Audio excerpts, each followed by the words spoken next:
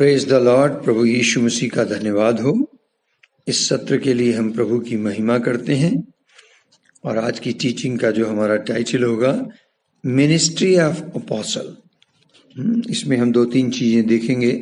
देखते हैं कितना समय लगता है, किस प्रकार से, है ना। हम लोग एंड टाइम की तरफ बढ़ रहे हैं और परमेश्वर का जो इटर्नल पर्पस है वो पूरा होना है और उसका इटर्नल पर्पस ये है कि आत्माएं बचें, कोई प्राणी नाश न हो। और अपोस्टल इस कार्य के लिए स्पेशली परमेश्वर इन दिनों में रेज कर रहे हैं। अपोस्टोलिक अनॉइंटिंग लोगों को मिल रही है।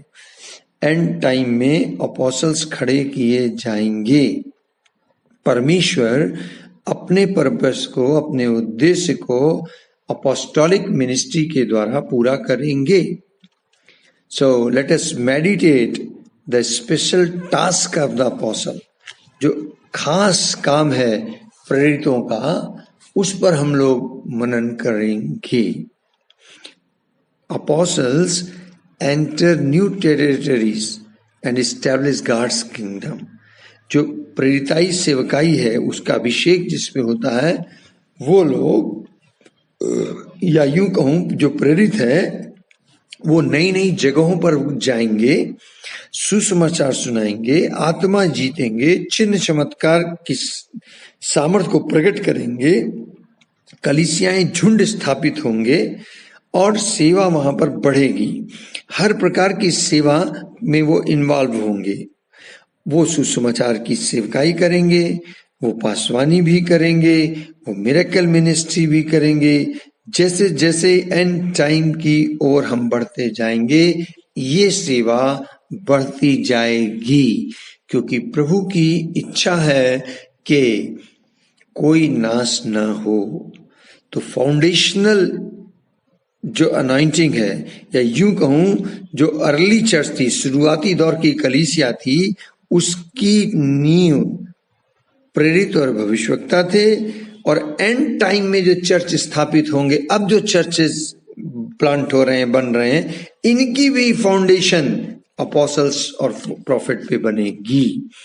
बाइबल कहती है कि प्रेरित और भविष्यवक्ता कलीसिया की नींव है।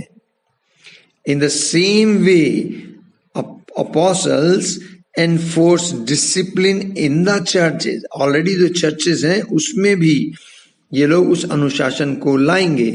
जैसे झाड़ू बहारा जाता है, सफाई होती है, वो काम प्रेरित करेंगे। प्रेरित जो हैं, they will recognize those with a ministry calling and send them out, entrusting them with their responsibilities. They have the grace to appoint them. These are the foundational function of an apostle. जो प्रेरित होगा वो क्या करेगा कि कलीसियाओं से ऐसे लोगों को पहचानेंगे, दे विल रिकॉग्नाइज के जो लोग सेवा के लिए तैयार हैं, और उनको प्रार्थना के साथ भेजने का काम करेंगे। पहले रिकॉग्नाइज करेंगे, फिर उनको तैयार करके भेजेंगे, फिर उनके ऊपर जिम्मेदारियां डाली जाएंगी और उनको वो नियुक्त करेंगे। ये सारा काम करने की जिम्मेदारी प्रेरित की होती है। सो प्रेरित का ये मेन फंक्शन है, ये मेन इसकी मिनिस्ट्री है। They join with other 5-fold ministry to carry out their task. जो सेवा प्रेरिताई सेवकाई जो सौंपी गई है, उस पूरे कार्य को करने के लिए प्रेरितों की ये जिम्मेदारी नियुक्त की गई है। तो पहली चीज मैं जो आपसे कहना चाहूंगा कि अपोस्टोलिक मिनिस्ट्री जो है, या प्रेरित की जो सेवकाई है, वो है हार्वेस्टिंग मिनिस्ट्री। हार्वेस्टिंग मतलब कटनी की सेवकाई। कटनी की सेवकाई। जो प्रेरित हैं वो एक्चुअली मजदूर का काम करते हैं। जैसे कटनी के समय मजदूरों की ज्यादा जरूरत पड़ती है और मजदूर खेत में लगते हैं और कटनी को काटते हैं, उसी प्रकार आत्मिक दुनिया में आत्मिक फसल काटने का काम प्रेरित करते हैं। So apostles are laborer sent for the harvesting. परमेश्वर की ओर से, यीशु की ओर से वो मजदूर प्रेरित की तय अभिषेक को लेकर आते हैं और उस कटनी को, आत्मिक कटनी को काटते हैं, अर्थात आत्माओं को बचाना। और अलौकिक रीति से ये आत्माओं को बचाते हैं।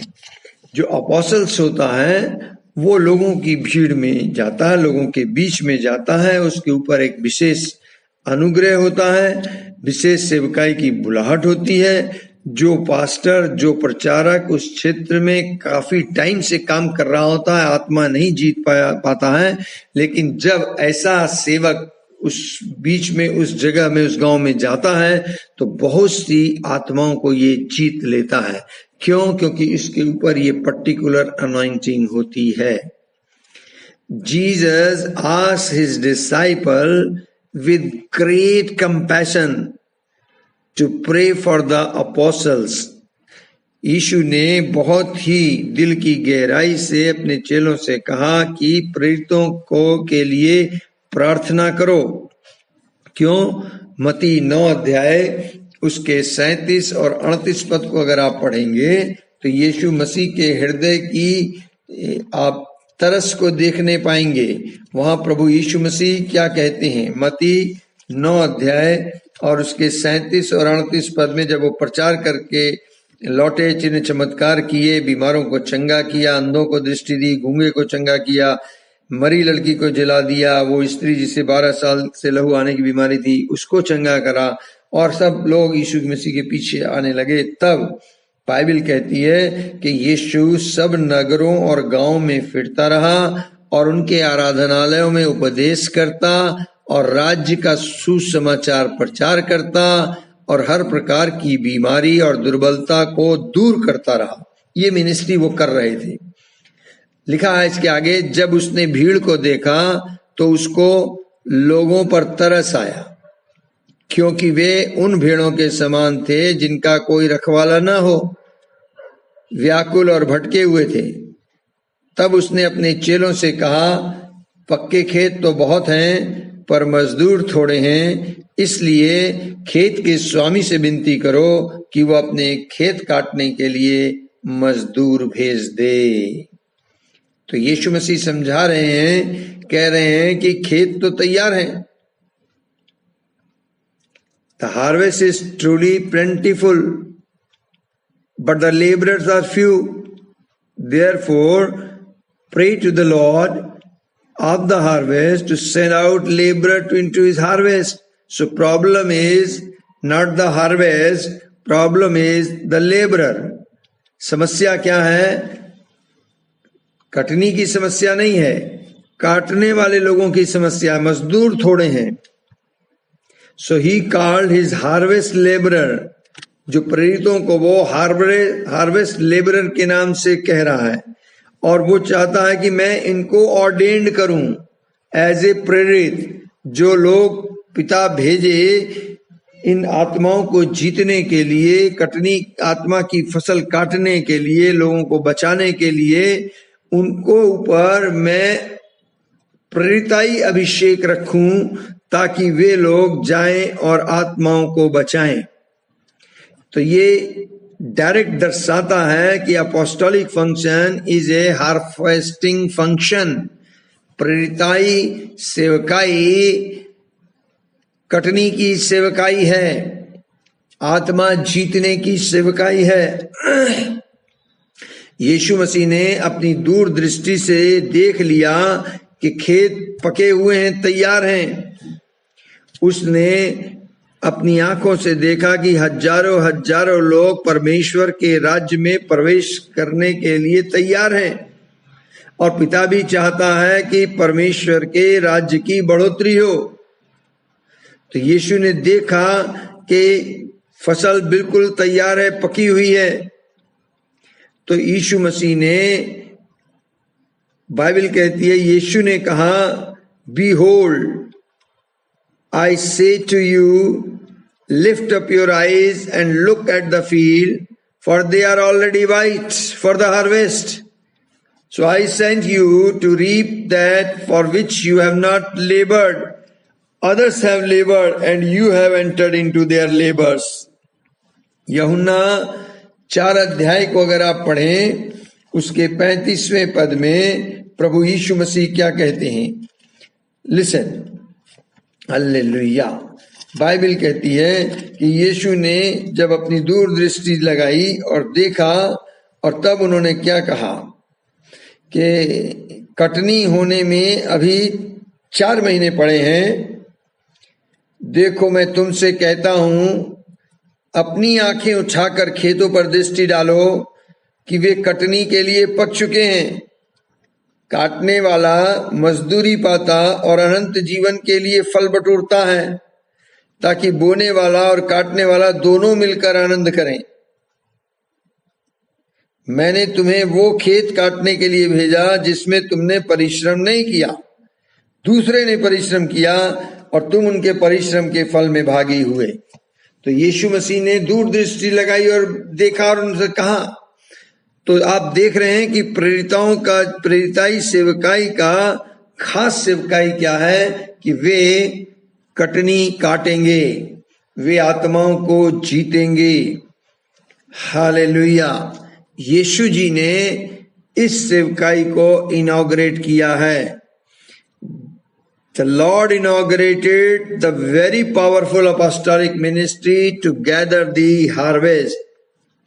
अगर आपके ऊपर बुलाहट है प्रेरित की, अगर आप प्रेरित सेवकाई के लिए बुलाए गए हैं, तो आपके अंदर प्रभु ने ये गिफ्ट डाला है, ये अभिषेक रखा है कि आप कटनी को काटें, आत्माओं को जीतें। जहां कहीं आप जाएं, हर जगह आप प्रभु के वचन को सुनाएं और आत्मा जीतें।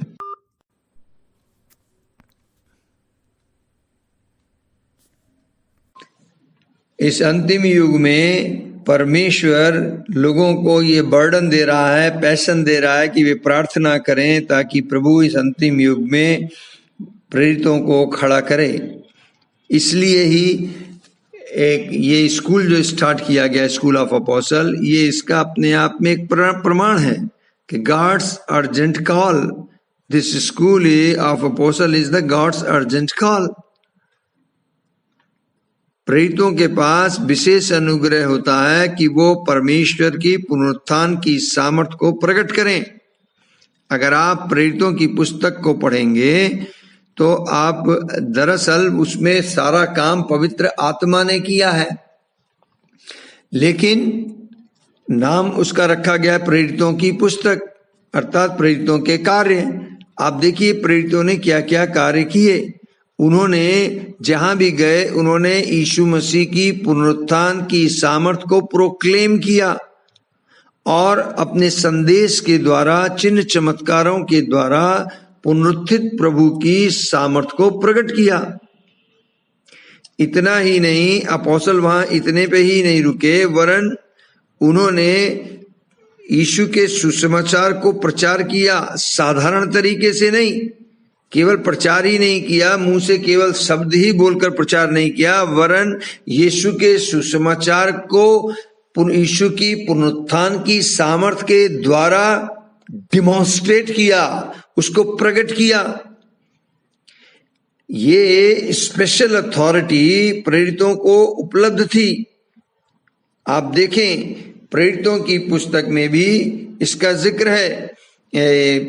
संत पौलुस क्या कहते हैं? पहले मैं संत पौलुस की बात आपको बताऊं कि संत पौलुस कहते हैं, पहला कुरिन्थियों में आपको मिल जाएगा, उसके दूसरे ही अध्याय में 4 पद में वो लिखा है कि मेरे वचन और मेरे प्रचार में ज्ञान की लुभाने वाली बातें नहीं, परंतु आत्मा और सामर्थ का प्रमाण था, इसलिए कि तुम्हारा विश्वास मनुष्य के ज्ञान पर नहीं परंतु परमेश्वर की सामर्थ पर निर्भर हो।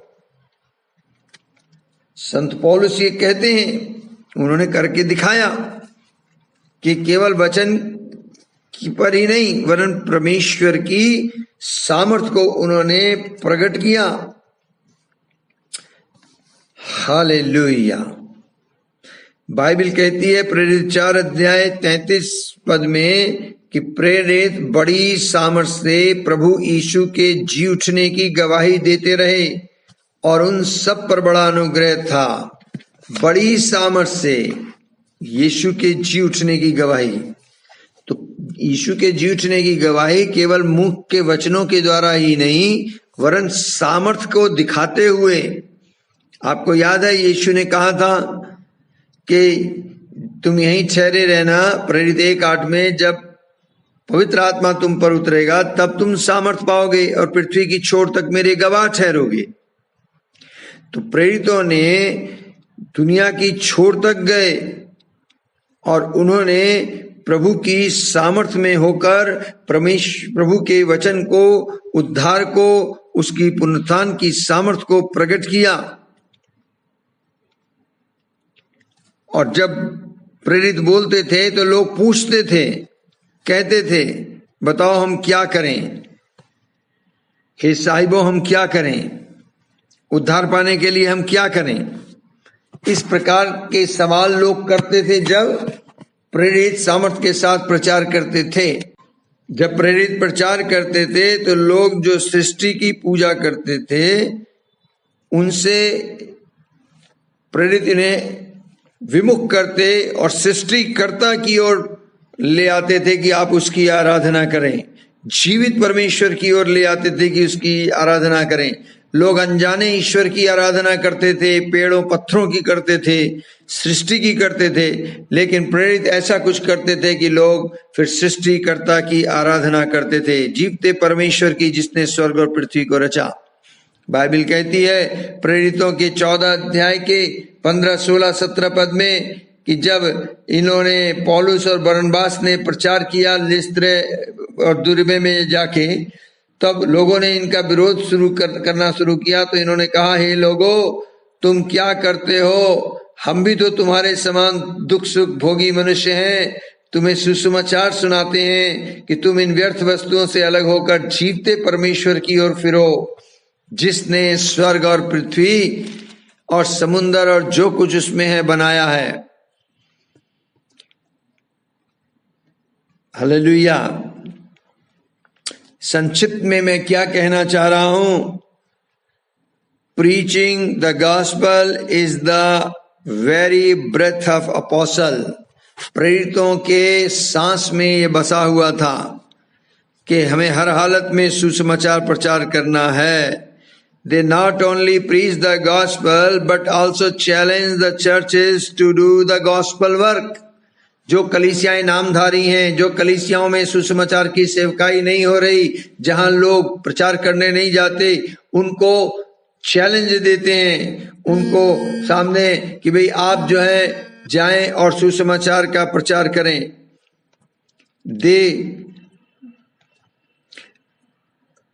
आपने मालूम संत पौलुस क्या कहते हैं अपने बारे में कि अगर मैं मान लीजिए प्रचार नहीं करता हूं तो 1 कुरिन्थियों 9 अध्याय उसके 16 पद को अगर आप पढ़ें, वहां पर संत पौलुस कहती हैं कि यदि मैं सुसमाचार सुनाऊं तो मेरे लिए कुछ घमंड की बात नहीं, क्योंकि यह तो मेरे लिए अवश्य है। यदि मैं सुसमाचार न सुनाऊं तो मुझ पर हाय, woe is me if I do not preach the gospel।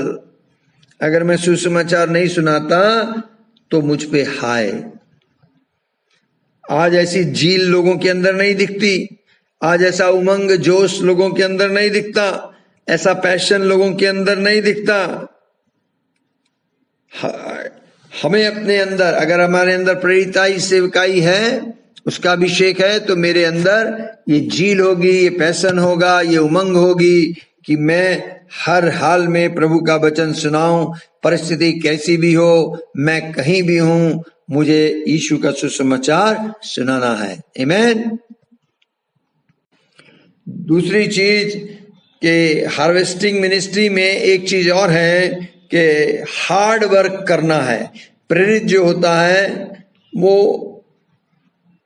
उसे प्रभु ने अपनी प्रार्थना के समय क्या कहा था कि प्रार्थना करो कि प्रभु मजदूर भेज दे। जबकि इतनी बड़ी सेवकाई, इतनी बड़ी बुलाहट है, लेकिन यीशु ने उसे मजदूर तरीक कहा, क्योंकि खेत में मजदूर जाकर फसल को काटता है। तो मैं कहना ये चीज चाह रहा हूं कि प्रेरित जो होता है वो हार्ड वर्क करने में विश्वास करता है, परिश्रम करने में पीछे नहीं हटता। Apostle can never be lazy, वो आलसी व्यक्ति नहीं होगा।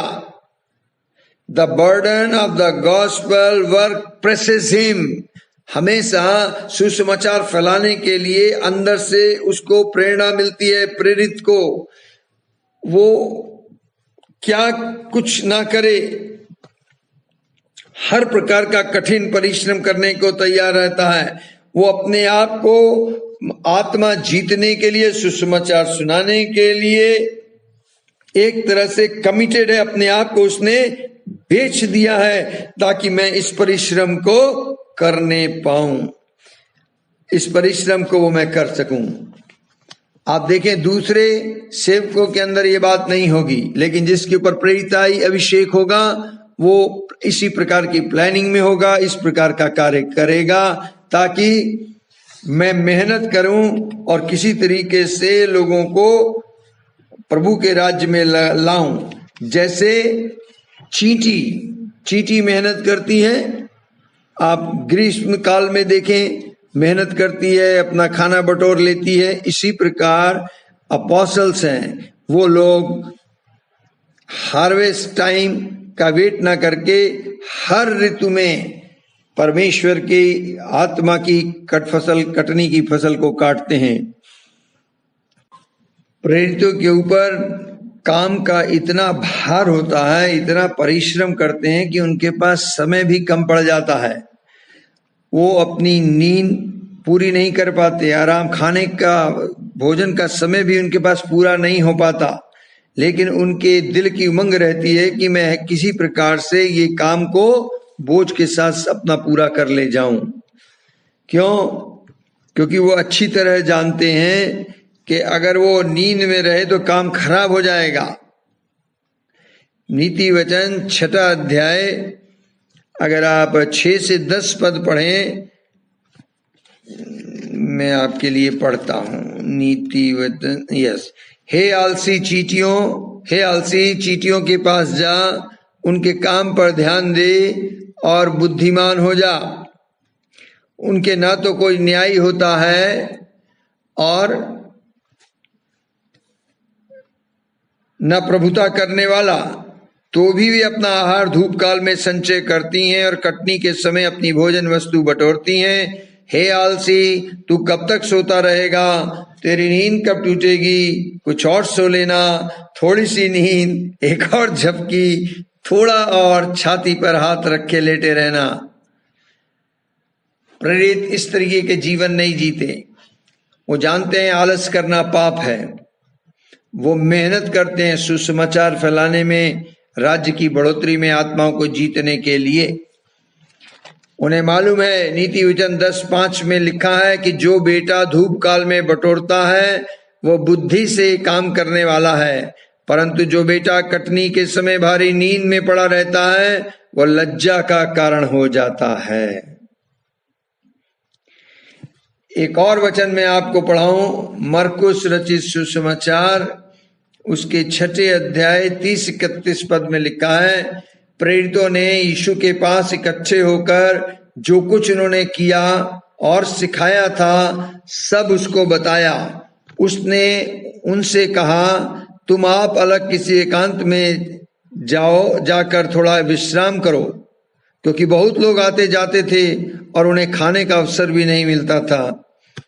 इसलिए वे नाव पर चढ़कर सुनसान जगह पे अलग चले गए। इतना ज्यादा काम का प्रेशर था, इतना ज्यादा प्रेरित इन्वॉल्व थे इस कटनी के कार्य को लेकर कि उनको बहुत परिश्रम करना पड़ता था, उनको आराम नहीं मिलता था, उनको खाने का समय नहीं हो पाता था, भीड़ उनके पास इकट्ठी होती रहती थी। लेकिन उन्होंने अपने आराम को त्यागा और बड़ी मेहनत के साथ उन्होंने इस सेवा को पूरा किया। बाइबल में मेंशन है कि हार्डशिप के द्वारा उन्होंने बड़े कार्य को अंजाम किया। अगर आप सभोपदेशक की पुस्तक पढ़ें, आई थिंक उसके 11वें अध्याय में मिल जाएगा, वहां लिखा है जो वायु को ताकता रहेगा वो बीज नहीं बोने पाएगा। अगर आप आलसी हैं और आप बहाने लगाते रहेंगे, अरे आज बहुत तेज हवा है, आज बीज नहीं बोएंगे, आज बादल आ गए हैं तो हम ये काम नहीं करेंगे, आज कटनी नहीं हो पाएगी, जैसे तू वायु के चलने का मार्ग नहीं जानता। सो मैं कहना क्या चीज चाह रहा हूं, असफल व्यक्ति के लिए कोई भी बहाना लग जाएगा, सब बातें बहाना है, लेकिन सफल व्यक्ति के लिए कोई भी बहाना नहीं होता, कोई बहाना नहीं होता। तो सुसमाचार फैलाना और फसल को काटना ये इनकी मिनिस्ट्री का मुख्य कार्य था।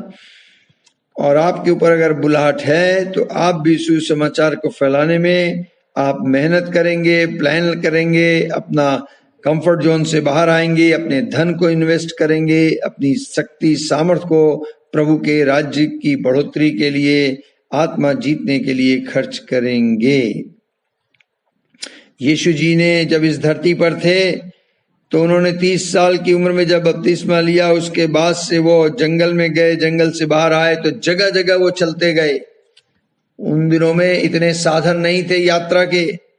यीशु ने पैदल मार्ग लिया, जंगल के रास्ते से गए, नाव में गए और उन्होंने रात और दिन मेहनत की, पूरा पूरा दिन सेवकाई करते थे, शिक्षा करते थे और जहां जगह मिल गई वहां थोड़ी देर आराम कर लिया। उन्हें खाने का टाइम नहीं होता था, वो थक हार गए तो कुएं पे बैठ गए और कोई जगह नहीं मिली तो बोट पे ही सो गए। लेकिन वो कंटिन्यू सुसमाचार प्रचार करते रहे, शैतान के राज्य को नाश करते रहे, लोगों को प्रभु के पिता परमेश्वर के बारे में बताते रहे। चेलों ने यीशु की मेहनत को देखा, अपनी आंखों से देखा, उसके संग रहकर देखा। उन्हें एहसास था कि ये बहुत ही महत्वपूर्ण समय है, ये समय को बर्बाद करने का वक्त नहीं है, हमें इस समय का सदुपयोग करते हुए जितनी जल्दी हो सुसमाचार को फैलाना है। The Lord is calling you for this type of hard work. Apostles are not mere preachers but real hard working laborer. आज थियोलॉजी करने के बाद लोगों को पोस्ट चाहिए, पद चाहिए, रेजिडेंशियल हाउस चाहिए, पासनेज चाहिए, तनख्वाह चाहिए, और क्या करेंगे, बना बनाया चर्च चाहिए, चर्च के अंदर ही सेवा करेंगे। तो फिर थियोलॉजी क्यों सीखी? आपको बाहर जाना चाहिए। जो लोग चर्च के अंदर नहीं है उन्हें चर्च के अंदर मैं लाऊं, तो वो फसल कौन काटेगा, सुसमाचार कौन सुनाएगा, चिन्ह चमत्कार कौन करेगा? इस कार्य को करने के लिए प्रेरितों को बाहर जाना होता था और वो अंदर आते थे। जो लोग यीशु पर विश्वास करते थे उनको शिक्षा देते थे और शुरुआती कलीसिया में इस शिक्षा को प्रेरिताई शिक्षा कहा जाता था, अपोस्टोलिक ट्रेनिंग, अपोस्टोलिक टीचिंग। और ये रोज होती थी, हेलो, महीने में एक बार नहीं, डेली बेसिस पर होती थी। तो इस कार्य को करने में वो मेहनत करते थे। मुझे और आप पर जबकि ये अभिषेक है तो मुझे भी ये मेहनत करनी पड़ेगी। Hallelujah, hallelujah, praise the Lord. So अभी मैं यहीं पर रोकता हूं। उसका कारण क्या है कि अभी सुबह का सेशन मेरा खत्म हुआ है। मेरे को आज ऑनलाइन प्रीचिंग करनी थी, वो खत्म किया। फिर ट्रेनिंग चल रही थी, उसको किया। अभी आपके लिए रिकॉर्डिंग की है। फिर मेरी एक जगह कॉन्फ्रेंस है, उसके बाद फिर मैं वापस आऊँगा, फिर आपको इसके आगे की टीचिंग दूंगा। Praise the Lord. सो आज इतना सीखें हार्वेस्टिंग के बारे में, और फिर सुसमाचार क्या प्रचार करना है, किसको करना है, कब करना है, कहाँ करना है। मैं अक्सर सिखाता हूँ individual to individual, person to person कैसे प्रचार करें, भीड़ को कैसे करें। 2 बातें जानना जरूरी है, 2 बातें मानना जरूरी है। बस अगर ये सीख गए सुसमाचार प्रचार हो गया। कौन सी 2 बातें हैं जो जानना है, कौन सी 2 बातें हैं जो मानना है, और ये सारी बातें एक प्रेरित को आनी चाहिए, और प्रेरित के अंदर ये जज्बा हो कि मैं हर हाल में से इस शिक्षा को दूं। सो प्रभु आपको आशीष दे। May the Lord bless you. आप लोग डेली अपना वो पढ़ रहे होंगे चैप्टर जो मैंने आपको दिए हैं। आज कितना तारीख हो गया? 23 तारीख, राइट। तो 11, 12, 13, 14, 15, 16, 17, 18, 19, 20, 21, 22, 23। वाह, इसका मतलब 13 दिन हो गए हैं। तो 13 दिन के हिसाब से आपका टॉपिक आ जाना चाहिए था। आज आपने मत्ती 13, मरकुस 7 और लूका 10 पढ़ना था। मैं विश्वास करता हूँ पढ़ लिया होगा, है ना। हर दिन 3 चैप्टर मैंने दिए हुए हैं।